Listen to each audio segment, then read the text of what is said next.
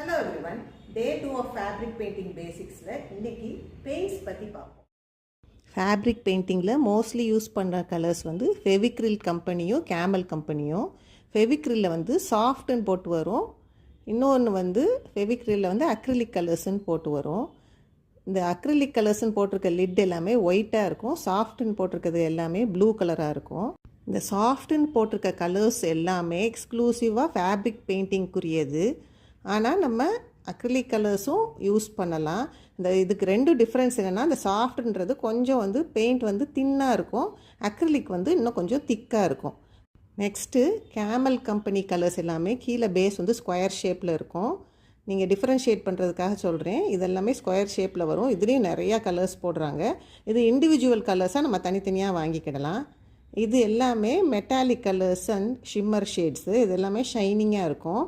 இது எல்லாமே கேமலில் வருது. மெட்டாலிக்னாலே எல்லாமே அதுலேயும் நிறையா கலர்ஸ் வந்து நிறைய ஷேட்ஸில் வருது. இது எல்லாமே camel company. Other than that நம்ம ஃபெவிக்ரில்ல வந்து சின்னதாக வர பாட்டில், இது வந்து சன்ஃப்ளவர் கிட்டு நான் ஓப்பன் பண்ணியிருக்குது. இதே இது பெருசாக வர பாட்டில் வந்து இண்டிவிஜுவலாக நம்ம தனித்தனியாக வாங்கிக்கிடலாம். இல்லாட்டி கிட்டாகவும் ஒரு பேக்கில் நிறையா கலர்ஸாக கிடைக்கும். இதில் எல்லாம் நம்பர்ஸு அந்த கலரோட இதெல்லாம் மென்ஷன் பண்ணியிருப்பாங்க, அதை கேட்டு நம்ம வாங்கிக்கிடலாம். பிகினர்ஸ் வந்து அந்த சின்ன கிட்டு சன்ஃப்ளவர் கிட்டுன்றது வாங்கினாலே போதும். அதில் வந்து ப்ரைமரி கலர்ஸ் மட்டும் இருக்கும்.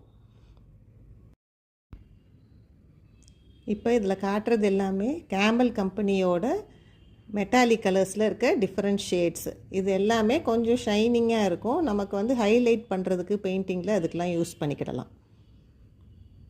இதே மாதிரி ஃபெவிக்ரில்ல பேர்ல் மெட்டாலிக்னு போடுறாங்க. அதில் வந்தும் நிறையா ஷேட்ஸு, ரெண்டு கம்பெனிலேயும் மெட்டாலிக் கலர்ஸ்னு போடுறாங்க. நமக்கு நம்ம ப்ரிஃபரன்ஸ் படி நமக்கு பிடிச்சதை வாங்கிக்கலாம். ஃபேப்ரிக் பெயிண்டிங் போடுறதுக்கு அந்த பிகினர்ஸ் கிட்டு வந்து சின்ன கிட்டு வாங்கி ஸ்டார்ட் பண்ணாலே போதும் இப்போதைக்கு. இதை தவிர கேமலில் ஆர்டிஸ்ட்டுக்குன்னு உரிய பெயிண்ட்ஸ் இருக்குது, அது இப்போ தேவையில்லை.